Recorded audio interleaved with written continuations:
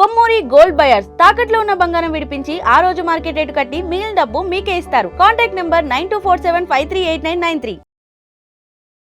తెలంగాణ ఏర్పడిన తర్వాత అట్లాంటి పోస్ట్లో ఉండి మీరు వెలికి తీసిన తెలంగాణ సంస్కృతి, చరిత్ర, కళ వీటి గురించి మనం చర్చ మొదలు పెడదాం. అలాగే ఇప్పుడు ఏంటంటే తెలంగాణ అనేది అనాది కాలం నుంచి అంటే చారిత్రకంగా కూడా చాలా ప్రాచీనత కలిగినటువంటి ప్రాంతం. పర్టికులర్లీ నేను మీకు ఇట్లా చెప్తాను, అంటే దాని చరిత్రను చెప్పిన తర్వాత చరిత్ర పునాదుల మీద తెలంగాణ సంస్కృతి ఎలా నిర్మితమైంది, సాహిత్యం ఎలా నిర్మితమైంది అనే విషయం మనకు స్పష్టత వస్తుంది కనుక ఆ చారిత్రక కోణంలోంచి చెప్పిన తర్వాత ఇది వివరిస్తాను. ఫస్ట్ ఆఫ్ ఆల్ ఏంటంటే వన్స్ అపాన్ ఎ టైం మొత్తం యూనివర్సల్ బిగ్ బ్యాంగ్ థియరీ అన్నప్పుడు గ్రహాలు ఏర్పడ్డప్పుడు సూర్యుడు బద్దలైపోయి గ్రహాలు ఏర్పడ్డాయి. గ్రహాల్లో భూమి ఒక గ్రహం. ఆ భూమి కాస్త క్రమక్రమంగా చల్లబడుతూ ఆ తర్వాత మిగతా మేఘాలు ఏర్పడ్డాయి, వర్షాలు, ఖండాలు ఇవంతా ఉన్నాయి. అయితే ఖండాలు అనేది ఏర్పడడానికంటే ముందు ఇదంతా భూమి ఒక లార్జెస్ట్ హ్యూజ్ ల్యాండ్ మాస్గానే ఉండింది. సో దాన్ని మనం పాంజియా అన్నారు. సో ఆ పాంజియా అనే భాగం ఉన్న కాలంలో అంటే అప్పుడు ఆ కాలంలోనే తెలంగాణ ప్రాంతంలో అంటే వర్షాలు కురిసే అంటే తెలంగాణ అని కాదు, అప్పుడు తెలంగాణ అంటూ లేదు, కానీ ఒక పేరు లేదు కానీ ఒక మాస్ ఉంది. ఆ మాస్ ప్రాంతంలో ఆ కాలంలోనే అంటే మనం దాన్ని ఈ మొత్తం భౌమకాలం అని అంటాం, జాగ్రఫికల్ క్యాలెండర్ అంటాం. జాగ్రఫికల్ క్యాలెండర్లో ప్రీ క్యాంబ్రియన్ ఎరా, తర్వాత మెసోజాయిక్ ఎరా అని కొన్ని ఎరాస్ ఉన్నాయి. సో ఆ ఎరాస్లో ఒక ఎరా 20 కోట్ల సంవత్సరాల క్రితం నాడు ప్రస్తుత కాలపు సంపుటం అనే విలేజ్ ఉంది. అంటే ఎక్కడ అంటే అది మంచిర్యాల జిల్లా సంపుటం అనే విలేజ్ ఉంది. అక్కడ చేసిన తవ్వకాలలో మేము చేసిన తవ్వకాలలో కొన్ని వృక్షశిలాజాలు దొరికాయి, అంటే వుడ్ ఫాజిల్స్. ఆ వుడ్ ఫాజిల్స్ని కార్బన్ డేటింగ్ టెస్ట్ చేసిన తర్వాత తెలిసింది ఏంటంటే అవి 20 కోట్ల సంవత్సరాల క్రితం నాడు ఈ తెలంగాణ ప్రాంతంలో ప్రస్తుతం మనం అంటున్న తెలంగాణ ప్రాంతంలో ఉన్నాయి అని అర్థం. అంటే దాన్ని బట్టి మనకు అర్థమయ్యేది అంటే చెట్లు, అవి ఫ్లోరా, మనం బయాలజీలో చెప్తే ఫ్లోరా. ఆ చెట్లు అక్కడ ఉన్నాయంటే 20 కోట్ల సంవత్సరాల క్రితమే ఈ ప్రాంతం పచ్చని చెట్లతో సుభిక్షంగా అంటే పెద్ద పెద్ద వనాలతో, ఆ వుడ్ ఫాజిల్ కూడా ఎంత పెద్దదంటే మనం చూస్తే ఒక చెట్టు కొమ్మే చాలా పెద్దగా, చాలా సాలిడ్గా, చాలా పెద్దగా ఉంది. దాన్ని నేను సేకరించి అలాంటి ఫాజిల్స్ని సముద్రాల సునీలని ఒక యంగ్ హిస్టారియన్ ఉన్నాడు తమ్ముడు, సో ఆయన సహకారంతో దాన్ని తీసుకొచ్చి మన రవీంద్ర భారతి ఎంట్రన్స్లోని రవీంద్రనాథ్ ఠాగూర్ విగ్రహము, ఆ విగ్రహానికి కుడివైపున ఎడమ వైపున అద్దాల దాంట్లో పెట్టేసి ఆ ఫాజిల్స్ని అక్కడ డిస్ప్లేకి పెట్టడం జరిగింది. సో ఇది తెలంగాణకుండే ఒక చారిత్రకత, ఒక ఆంథ్రోపాలజికల్గా మనం చెప్పదలుచుకున్నాం. అంటే ఈ ఆంథ్రోపాలజీ అందుకే దాశరథి గారు భూగోళం పుట్టుక కోసం రాలిన సురగోళాలెన్నో ఈ మానవ రూపం కోసం జరిగిన పరిణామాలెన్నో అని అన్నారు. అదే ఆ చల్లని సముద్ర గర్భం, అదే ఇదంతా హ్యూమన్ ఇవల్యూషన్, ఇదంతా పరిణామక్రమం. సో ఇదొక important historical event as far as Telangana is concern. And the other one is that మనము అనుకుంటాం ఈ ప్రపంచం మొత్తం మీద అత్యంత భారీ జీవులు నెలవైన ఎరా, ఒక యుగం అంటూ ఉంటే అది సరీసృపాల ఎరా, that is the golden era of reptiles అంటారు ఇంగ్లీష్లో, మన ఫ్లోరా ఫౌనా ఎవల్యూషనరీ థియరీస్లో. సో దాంట్లో మనకు డైనోసార్లు కనిపిస్తాయి, రాకాసి బలుడు అని మనం తెలుగులో అంటాం.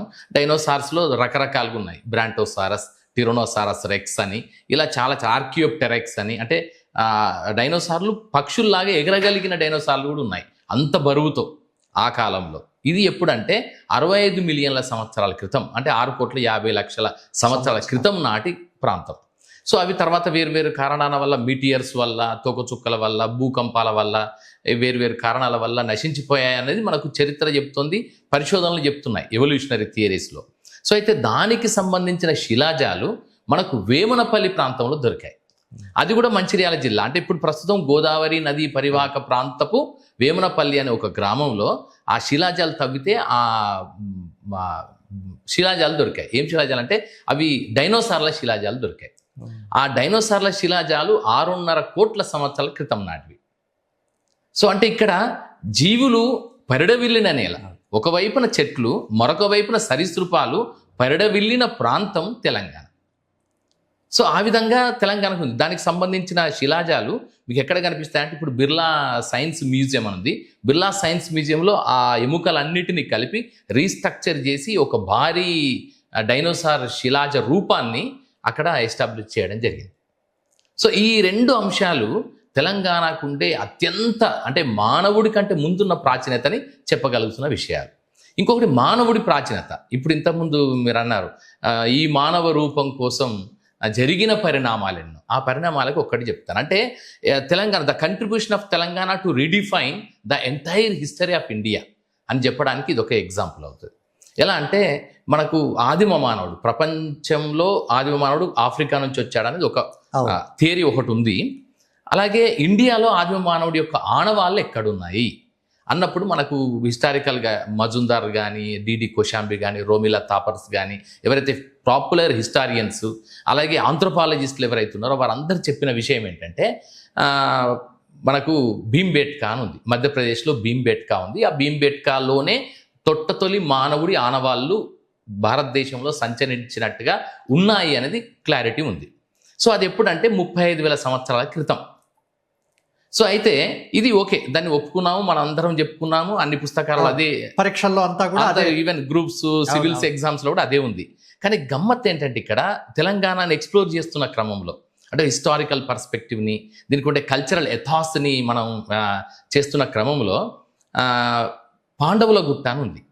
ఇక్కడ జయశంకర్ భూపాల్పల్లి జిల్లా, ప్రస్తుతపు జయశంకర్ భూపాల్పల్లి జిల్లా రేగొండ మండలం పాండవుల గుట్ట అని ఒక గుట్టలు ఉన్నాయి. సిరీస్ ఆఫ్ మౌంటైన్ రేంజెస్ ఉన్నాయి. ఆ మౌంటైన్ రేంజెస్ గాలి చేత క్రమక్షయం పొందిన అవి ఆ కొండలు. ఆ కొండల లోపల కొన్ని గుహలు ఉన్నాయి. ఆ గుహల్లో ఆదిమ మానవుడి ఆనవాళ్ళు ఇప్పటికీ ఉన్నాయి. సో దాంట్లో వాడు కొన్ని బొమ్మలు వేసుకున్నాడు.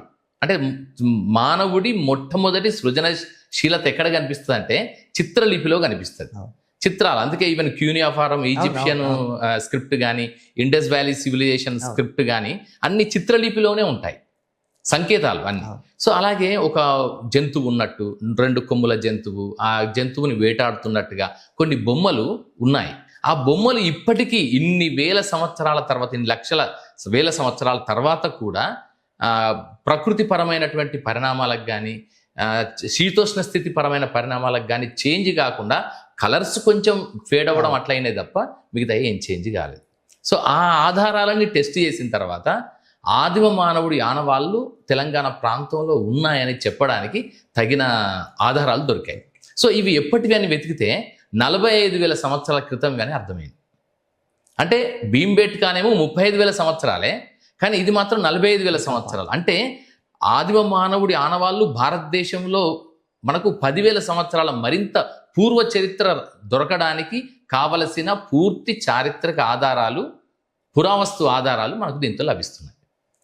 సో ఇది తెలంగాణ అని పేరు అప్పుడు లేకపోయినా ఈ ప్రాంతానికి ఉండే ఒక జీవనపరమైన, అంటే హ్యూమన్ అనే కాకుండా జీవిపరమైన, జీవనపరమైన, మానవ జీవనపరమైన ఆనవాళ్ళకి ఇది ప్రాశస్త్యం. సో దీనిలోంచి మళ్ళీ మనకి ఇక్కడ దీనికి సంస్కృతి ఎట్లా ఎస్టాబ్లిష్ అయింది అన్నప్పుడు ఆదిమ మానవుడి కాలం నుంచి సంస్కృతి ఎస్టాబ్లిష్ అయింది. ఇక మనందరికీ తెలిసిందే, 10,000 సంవత్సరాల క్రితం వ్యవసాయం కనుక్కున్నాడు, అంటే అగ్ని కనుక్కున్నాడు. 6,000 సంవత్సరాల క్రితం వ్యవసాయాన్ని తను ఉన్న చోటనే నదిలోయ ప్రాంతాలలో పండించడం మొదలెట్టాడు, పంటలని, ఆహారాన్ని పండించడం మొదలెట్టాడు.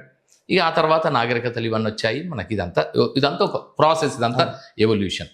సో దీంట్లో తెలంగాణ ప్రాంతానికి సంబంధించిన అంశాలు కొన్ని ఇంపార్టెంట్ హిస్టారికల్ పర్స్పెక్టివ్స్ కొన్ని ఉన్నాయి సార్.